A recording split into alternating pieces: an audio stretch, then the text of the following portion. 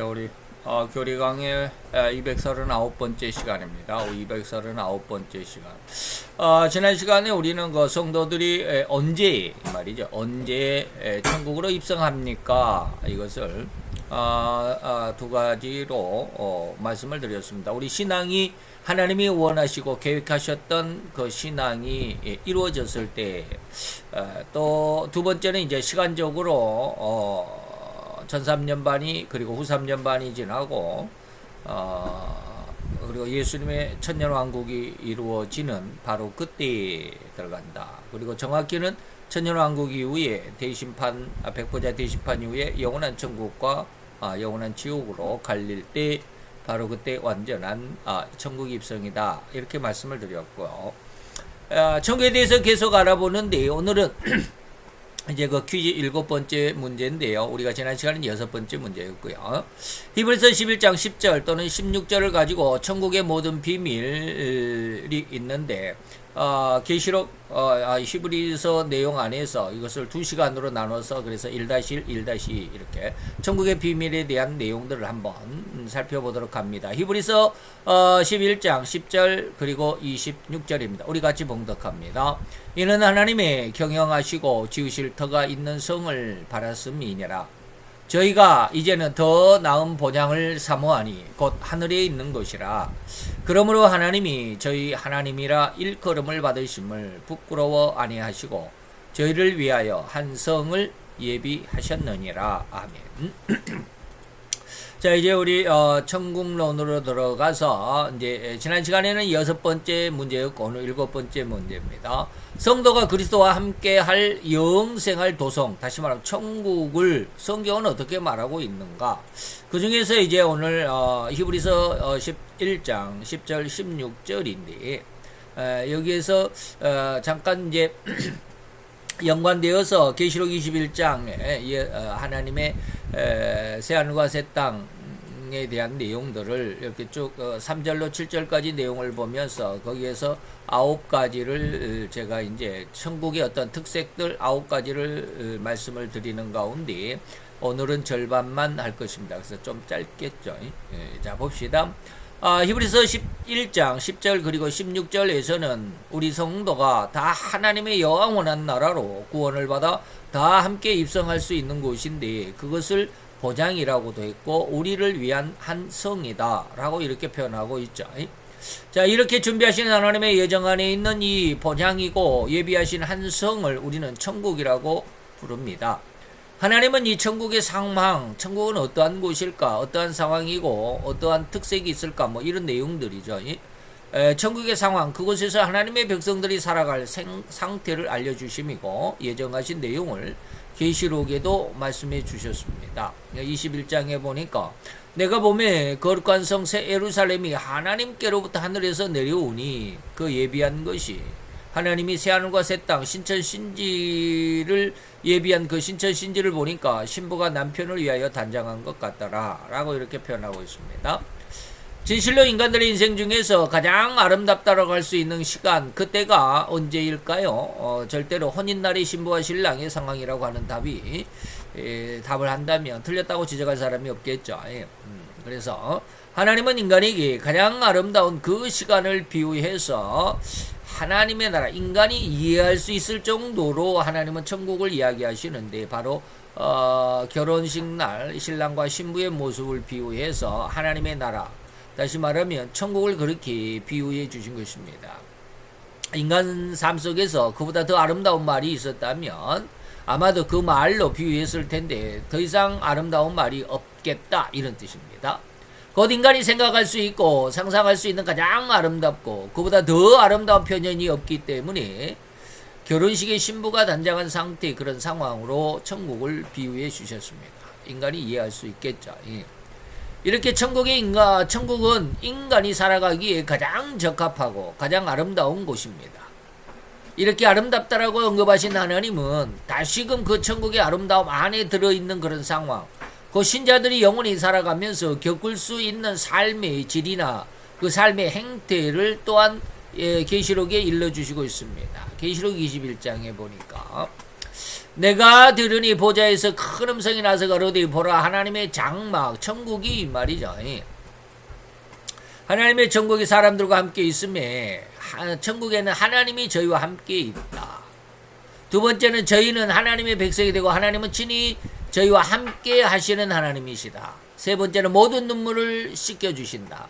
네 번째 다시 사망이 없다. 다섯 번째 애통하는 것도 없고 여섯 번째 곡하는 것도 일곱 번째 아픈 것도 다시 있지 아니한다. 이것은 뭐야? 이러한 것들은 처음 것들이 다 지나갔다. 저도 아침에도 쭉 계속해서 말씀드리면 썬다싱이 이런 이야기를 해요. 하나님은 죄를 창조하지 않았다. 물론 그렇죠. 하나님이 죄를 창조할 수가 없죠. 그럼 하나님이 이 말이 참 기가 막히더라고요. 하나님이 창조하지 않았다면 세상에 그 누구도 그 무엇인가를 창조할 수가 없다. 근데 우리는 죄가 있다라고 생각한다. 그러면 죄는 하나님이 창조하지 않았는데 그러면 죄는 누가 만들었을까? 마귀가 만들었을까? 마귀는 창조자가 아닙니다. 저도 지금까지 그 생각은 못했거든요. 마귀가 죄의 주인이다라는 거, 그것은 계시록 6장에 있으니까 이해는 하는데 창조했다, 만들었다. 이것은 제가 마귀는 창조자가 아니기 때문에 죄를 만들 수가 없다. 그러면 만들지도 않았는데 왜 죄가 있느냐 이거예요. 왜 죄가 있느냐. 그래서 제가 여기에 대해서는 좀 더 그게 맞는데 내가 아직까지 이해를 못하고 있다라고 지금 생각을 하고 있다. 그래서 하나님 앞에 이것에 대해서 좀 더 깊이 고민하고 기도해 봐야 되겠다라는 그런 생각을 하는데 그게 뭐냐면 이제 죄다 의로움이다 라고 하는 것을 먼저 이해를 하려면 빛과 어두움을 이해할 수 있어야 합니다. 하나님은 빛을 만드셨죠. 가장 먼저 만든 게 빛이었습니다. 그럼 어둠은 뭘까요? 하나님이 어둠을 만드셨을까? 빛을 만드시고 난 다음에 어둠만 나오라 그랬을까요? 아니에요. 어둠은 만들지 않았습니다. 근데 어둠은 있어요. 그거 희한하죠. 만들지도 않았는데 어떻게 있느냐. 다시 말하면 어둠이 있다라는 말은 무슨 뜻이냐면 빛이 없다라는 뜻입니다. 빛이 없는 게 어둠이에요. 잘 이해를 하죠. 그래서 이거를 하나님 앞에 더욱 깊이 기도하고 또 연구하고 해봐야 할 문제입니다. 그 말이 맞거든요. 어둠은 하나님이 어둠을 만드시지는 않았어요. 단지 빛을 만들었습니다. 근데 빛이 없는 상태를 어둠은 창조물이 아니죠. 빛이 없는 상태를 어둠이라고 그래요. 그렇다고 한다면 하나님이 의를 만드셨습니다. 하나님의 뜻, 의, 거룩함, 깨끗함, 청결. 하나님은 거룩함을 만드셨습니다. 그렇다고 한다면 죄는 뭐요? 거룩함, 의가 없는 상태를 죄라고 그럽니다. 이해가 되시죠? 그래서 이것을 여러분들이 저도 이것에 대해서 더 깊이 기도해 봐야 할 아주 귀한 숙제를 하나 받았구나 라는 그런 생각을 했습니다. 의가 없는 하나님의 의가 없는 상태 그런 상황이 뭐다? 죄다라고 하는 것. 그것이 바로 어둠이다라고 하는 것입니다. 그래서 하나님이 만들지는 않았다라는 거. 자 이렇게 이야기합니다. 자 세상에는 처음 것들이 있었습니다. 처음 것들로 만들어졌죠. 세상에. 근데 두 번째 것은 천국입니다. 처음 것들은 인간을 훈련시키기 위해서 성부의 형상으로 그 다음에 성자의 보혈로 그 다음에 성령 하나님의 능력 생명의 잉태로 능력으로 이렇게 훈련하는 과정 속에서 이것들이 모든 필요한 것들을 우리는 처음이다. 처음 것들. 처음 하늘, 처음 땅, 처음 세상의 모든 것들이죠. 근데 두 번째 것들에는요. 하나님만 계십니다. 하나님만 계시죠. 하나님이 저희와 함께 계신다. 물론 처음 세상인 이곳에서도 하나님이 함께 하시지만 두 번째 세상에는 지금 우리와 함께 하신 하나님과는 다릅니다. 그러기 다시 말하면 두 번째 것, 천국에서는 어두움이 없습니다. 죄가 없습니다. 하나님이 만드신 것 외에는 전혀 없습니다. 근데 세상에는 아직은 그것들이 있습니다. 바로 이런 것들이 없어졌다 이런 뜻입니다. 두 번째 천국에는 이 말이에요. 두 번째 세상에는. 자, 보좌에 앉으시니까 가라사대 보라 내가 새 만물을 새롭게 하노라 하시고 또 가라사대 이 말은 시시라고 참되니 기록하라 하시고 또 내게 말씀하시되 이루었도다 나는 알파고 오메가요 처음과 나중이라. 여덟 번째 천국의 상태는 내가 생명수 물로 목마른 자에게 값없이 주리니 생명수 물이 충만한 곳이다. 아홉 번째는 이기는 자는 이것을 유업으로 얻으리라. 이 천국을 유업으로 얻을 자는 이기는 자다. 이 처음 세상과 처음 것들을 처음 세상과 처음 하는 이 처음 것들을 이기는 자다. 이런 거죠. 여기에서는 믿는 자라고 표현하지 않았습니다. 이기는 자라고 그랬습니다.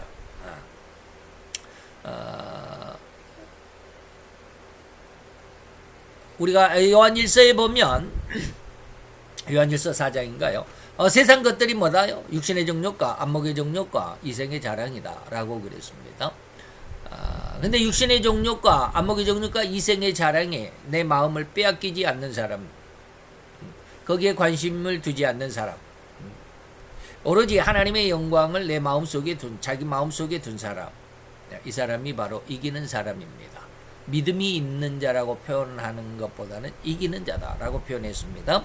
자, 넘어갑시다. 그 천국에는 절대로 하나님이 친히 인간들과 함께 하신다는 것인데 이는 절대로 범죄하기 이전에 에덴에서 아담과 하와와 함께 거니셨던 모습과 매한가지일 것입니다. 그때는 하나님을 우리가 볼 수도 있을지 모릅니다. 마치 아빠 엄마 사이에서 양손을 붙잡고 석양의 아름다움을 만끽하면서 거니는 아이의 모습과도 같이 천국은 그렇게 하나님이 친히 아버지가 되심으로 가장 안심되고 가장 평온하고 절대로 근심이나 걱정할 필요조차 느끼지 않을 정도로 아름다움만이 영원히 존재하는 그런 장소. 그래서 처음 것이 없어졌다. 거기에 참 마음에 드는 선더싱의 생에서 마음에 드는 한 예가 있습니다. 어느 날 아주 아름다운 그 정원을 엄마하고 아이가 거닐고 있었습니다. 근데 이제 엄마가 갑자기 이 아이의 마음을 알고 싶었는지 장난을 하고 싶었는지 살짝 숨었습니다. 그랬더니 아이는 어떻게 해요? 눈에 엄마가 안 보이면 걱정이 되죠. 불안하죠. 이제 막 울기 시작합니다. 어디로 갔는지 엄마를 부르면서 난리법석을 피우죠. 옆에 있었던 이제 하인이 이렇게 이야기합니다. 도련님, 너무 걱정하지 마세요. 엄마가 없어도요 여기에는 먹을 것도 많고요, 예쁜 것들도 있고요, 너무 즐겁고 너무 기쁘게 살아갈 수 있습니다. 여기에 망고도 있고요, 배도 있고요, 사과도 있고요, 아무거나 다 맛있는 이런 모든 과일들 너무나도 풍족합니다. 여기 망고라도 아니면 바나나라도 하나 드셔보시겠어요? 그랬더니 아이는 싫다는 거예요. 아이는 싫다는 겁니다. 왜요? 나는 엄마밖에 필요한 게 없어요. 아무리 맛있는 과일이 있고, 아무리 아름다운 꽃이 있고, 아무리 뭐 시원하고 맑은 공기가 있어도 엄마 없으면 다 소용이 없어요. 나는 엄마만 있으면 돼. 라고 이렇게 대답을 합니다. 그랬더니 이제 엄마가 이제 숨어 있다가 그 모든 모습과 말을 듣고 나와서 이제 아기를 푹 아주 사랑스럽게 꼭 껴안아줬다. 그래서 이 아이는 엄마만 있으면 된다라는 것이죠. 이때 이 아름다운 정원, 맛있는 과일, 아주 아름다운 꽃들, 시원하고 맑은 공기들, 이 세상이다. 세상이 아무리 아름답고 내가 아무리 돈이 많고 명예와 군세가 있어도 내 엄마, 내 생명의 근원인 하나님이 없으면 아무 소용이 없다. 그러니까 내가 추구할 것은 세상의 아름다운 휘황찬란한 명예와 군세와 영광이 아니라 나의 생명의 근원인 내 하나님이다 라는 그런 의미의 비유였습니다. 더욱이 그 나라 그 천국은 진실로 오늘날조차도 꿈의 나라라고, 이 천국은 우리가 흔히 이데아라고 그러기도 하고요, 유토피아라고도 합니다. 그렇게 이름을 붙이고 있는 그 의미, 즉 절대로 인간에게 있어서 슬픔도 질병도 없는 가장 아름다운 그 세계, 꿈에나 가능할 그런 세계가 실제로 하는 곳인데 그게 바로 천국이다 라는 것입니다. 그래서 제시한 본문 계시록 21장 3절로 7절 내용 중에서 9가지의 내용을 우리가 오늘은 한 몇 가지입니까? 4개만 생각해 보도록 하겠습니다. 첫째, 하나님이 함께 계신다라고 하는 것이죠. 우리는 흔하게 인간의 삶 속에서 어렸을 적에 친구와 불화가 있을 때 아빠를 많이 호출합니다. 우리 아빠는 이러저런 사람이야. 너는 이제 우리 아빠한테 일러줄 거야. 너는 이제 우리 아빠한테 혼날 거야. 라는 이러한 어린애들의 이런 말들이 많죠. 싸울 때. 이러한 어린아이의 의도가 무엇일까요? 어떤 것인지 모르는 사람은 거의 없을 것입니다. 이 어린아이는 자기의 아빠가 전지전능한 존재로 생각하고 있다라는 거예요. 자기 아빠는 전지전능, 뭐든지 다 할 수 있어. 뭐든지 다 할 수 있어. 어린아이에게 아빠는 최고의 존재입니다. 오직 유일한 존재입니다. 무엇이든지 할 수 있고 무슨 일이든지 해결을 하고 못하는 것이 없는 만능의 아빠라고 생각합니다. 그래서 아빠만 곁에 있으면 만사는 형통합니다. 아무런 꺼리낌도 거칠 것도 없고 완전히 승승장구의 삶일 뿐이라는 의식으로 어린아이는 아빠를 의지하고 살아갑니다. 그런 어린아이의 마음과도 같이 아니 우리 아빠가 아닌 진실로 전지전능하신 그 아빠보다 더 훌륭한 전지전능하신 하나님이 절대로 나와 함께 계신다. 저는 이제 어린아이와 아빠의 관계를 이야기했지만 썬다싱은 방금 말씀드렸던 엄마와 아이가 정원에서의 숨바꼭질을 그렇게 비유하고 있더라고요. 자, 그 사실이 신자는 실로 세상을 이길 수 있는 능력과 믿음을 가지게 됩니다. 이 마음이 절대적이어야 돼요. 근데 우리는 엄마를 향한 우리 마음이 아주 수시로 세상의 아름다움을 향해서 세상의 아름다운 꽃을 향해서 눈이 돌아갑니다. 맛있는 과일들에게 우리의 온 정신을 빼앗기게 됩니다. 엄마가 없어도 산다. 아빠가 없어도 살 수 있다. 이런 생각. 이런 삶을 살아가고 있습니다. 이것은 절대로 그렇게 생각하는 아니면 그럴 것이라고 소망하고 기대하고 하는 그런 소망이 아니라 절대로 믿음으로 승화되는 진정한 믿음이 있어야만 가능합니다. 세상에 마음을 빼앗기지 않습니다. 근데 이 믿음이 없으면 그저 가다가 이리 가다가 저리 흔들리고 만다. 곧 하나님이 인정하시는 믿음이어야만 한다라는 것입니다. 절대로 마태 7장 21절로 23절에 해당하는 자기만의 믿음, 자기의 소망이 믿음이라고 오해하지 말기를 바랍니다. 자기가 생각하는 소망이 믿음이라고 생각하지 말기를 바랍니다. 늘 말씀드리는 마태 7장 21절로 23절이에요.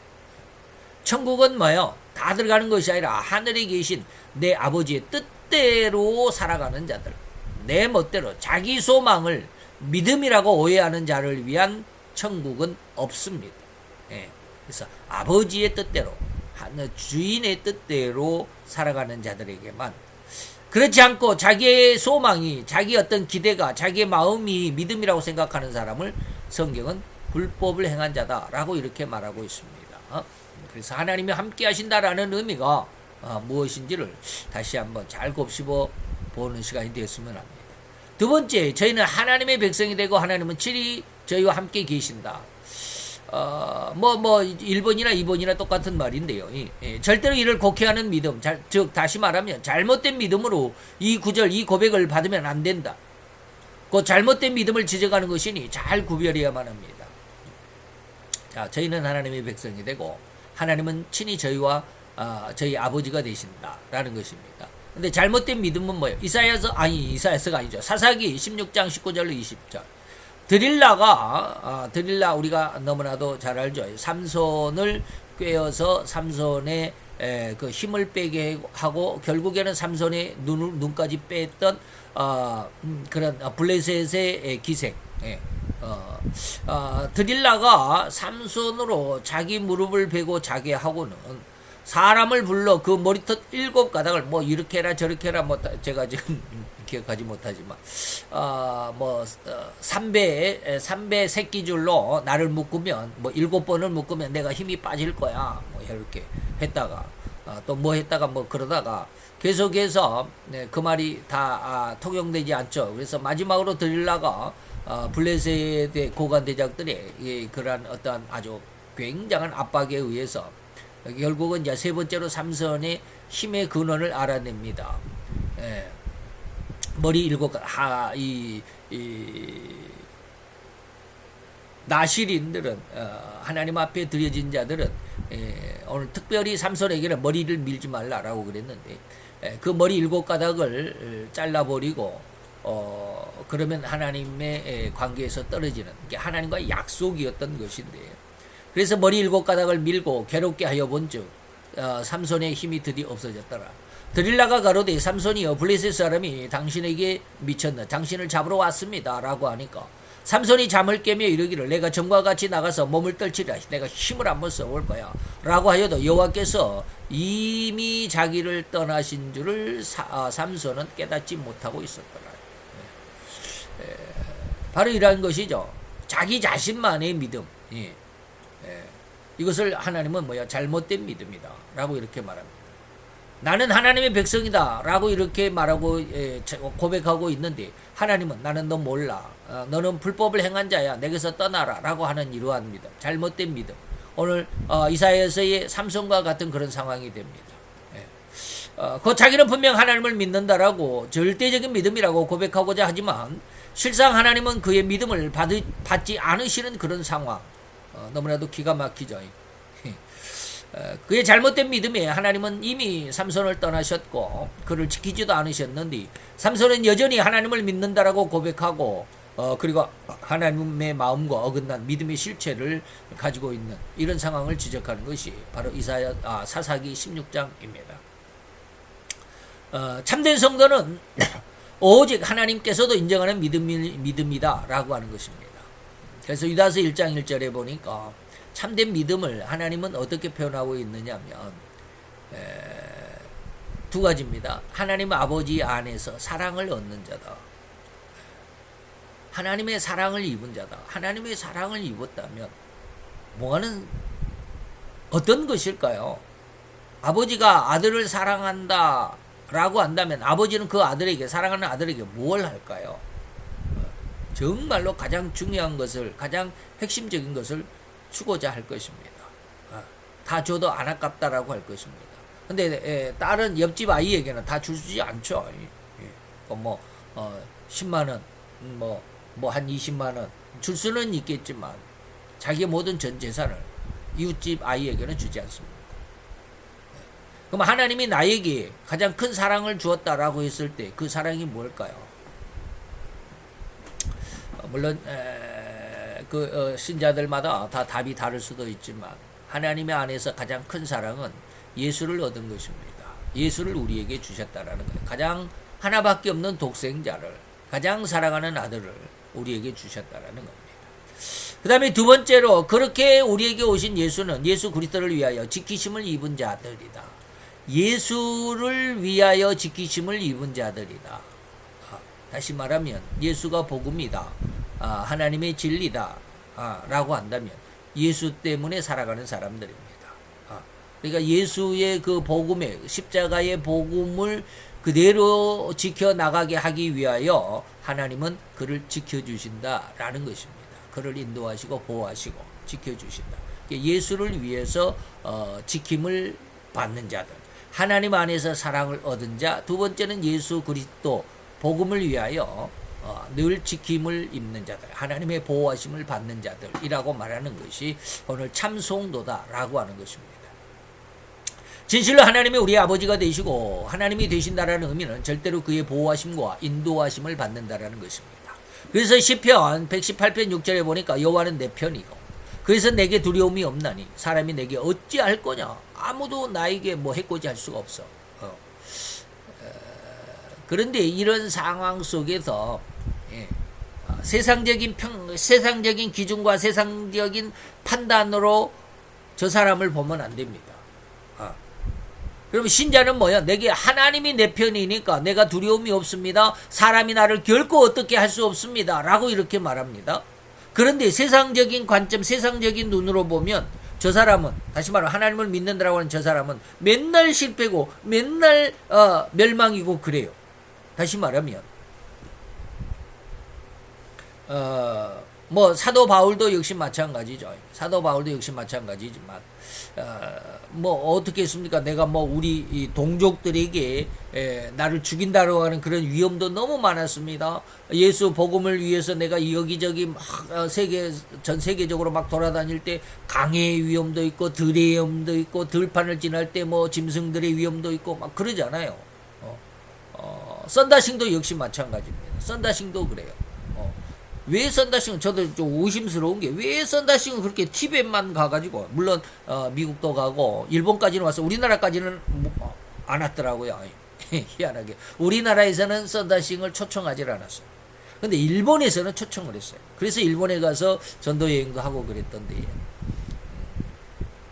그런 상황 속에서 그런 상황이 오기 전까지 썬다싱은 얼마나 힘들었습니까? 뭐 쉽게 말하면 예레미야도 그랬죠. 물 없는 샘에 빠뜨려지기도 하고 그랬는데 썬다싱도 그런 우물 속에 갇히기도 합니다. 그리고 거머리 이렇게 이게 웅덩이에다가 물 늪 같은 웅덩이에다가 거머리를 집어넣고 그냥 거기다가 썬다싱을 묶어가지고 집어 던지고 하니까 그냥 온몸에 거머리가 달라붙어가지고 피를 빨아먹고 나중에 죽기 전에 이렇게 건져놨는데 온몸이 그냥 벌겋게 하도 피를 빨려가지고 어마어마하게 힘들죠. 그러면 그런 어떤 외적인 모습을 일반적인 세상의 관점에서 보면 이거는 뭐 성공이라고 할 수가 없잖아요. 이거는 뭐 승리라고 할 수가 없잖아요. 맨날 어려움을 당하고 맨날 고통을 당하고 뭐 감옥에 갇히기도 하고 얻어맞고 돌에 얻어맞고 거적대기에 뒤집어 씌워져 가지고 맨날 두들겨 맞고 이런 것인데 근데 여기에서는 뭐라고 그래요? 사람이 나에게 어찌할 수가 없다라고 이렇게 말하고 있는데 기가 막히죠. 이게 바로 하나님의 은혜를 얻은 자와 은혜를 얻지 못한 자의 차이입니다. 하나님의 은혜를 얻은 자는 하나님 안에만 있으면 됩니다. 세상이 나를 어떻게 하지 못해요. 세상이 내 믿음을 빼앗아가지 못한다. 이런 뜻입니다. 자, 시편 기자가 바로 이러한 심성, 그러한 삶, 이러한 인간의 표상이 되는 것이었습니다. 그에게는 하나님이 절대자고 보호하시는 자라는 이러한 고백을 하고 있다라는 것입니다. 그래서 하나님이 저희 백성이 되고 저희는 하나님은 우리 아버지가 되신다라는 것, 잘 이해할 수 있기를 바랍니다. 세 번째로 모든 눈물을 그 눈에서 씻기신다. 이 육신의 세상을 살아가는 동안 인간은 얼마나 많은 눈물을 흘리는가. 눈물을 흘리는 이유는 분명 너무도 여러 가지일 것입니다. 아파서도 울고요. 힘들어서도 울고요. 마음의 고통을 어떻게 할 도리가 없어서 울기도 하고요. 기뻐서 우는 때도 있고요. 기쁨이죠. 또 기뻐서 울지만 기쁨과는 달리 감격에서 우는 때 등등 수없이 많은 우는 상황이 인생 가운데 난무하고 있습니다. 그러나 천국에서는 절대로 눈물이 없다라고 하십니다. 그러면 슬픔이나 고통의 눈물은 없다고 생각되어 좋지만 그렇다면 기쁨이나 감격의 눈물도 없는 것인가? 그러면 너무나도 삭막한 삶이 되지 않을까? 즐거움이나 기쁨의 눈물도 없다면 말이다. 자, 그런데 천국에서는 그런 감격의 눈물 대신에 표현이 한층 더 성숙할 것이라고 상상해 보면 좋겠습니다. 눈물이 없는 대신에요. 진정한 표현이 있습니다. 다시 말하면 육신의 현실에서는 차마 자기의 기쁨이나 감격스러운 감정을 말로 다 표현할 수 없을 때가 있다라는 것이 분명하죠. 이거 어떻게 말로 표현할 수 없을 그런 어떤 감정이 있습니다. 이것을 육신을 입고 있는 그래서 한계가 분명하고 뚜렷한 이런 상황에서는 절대로 없어지지도 없을 수도 없는 그런 상황입니다.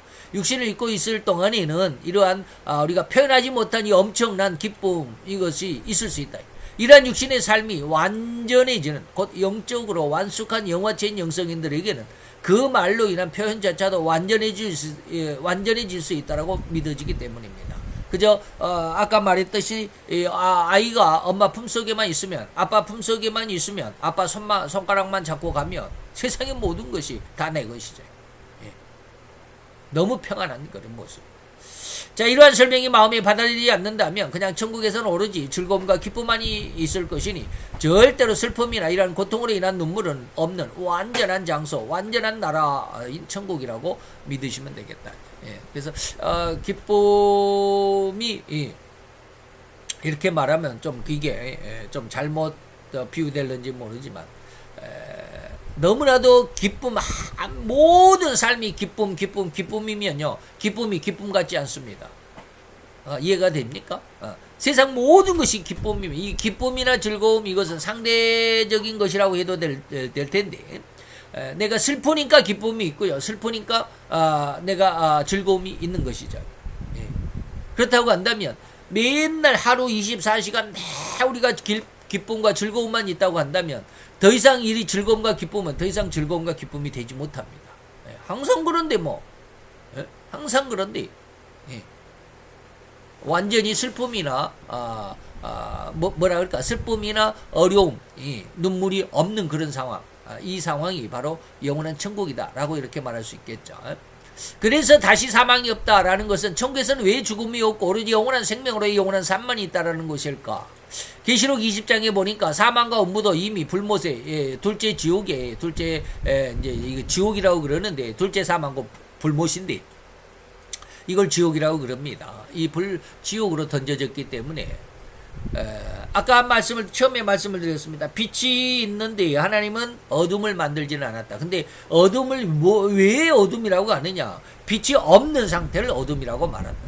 자, 그렇다고 한다면 천국에는 죽음이 없다라는 것은 뭐예요? 사망과 그 음부라고 하는 것을 하나님이 이미 지옥에 던져놓기 때문에 천국에는 사망도 음부도 없다 이런 뜻입니다. 그 사망과 그렇게 죽은 자들이 지옥으로 가기 전에 잠시 대기하고 있다라고 할 수 있는 음부조차도 둘째 사망 때에 불못 그 지옥으로 던져주고 없을 것이니 어떻게 천국에 죽음이 있겠는가? 그래서 천국은 영원히 사는 것이다.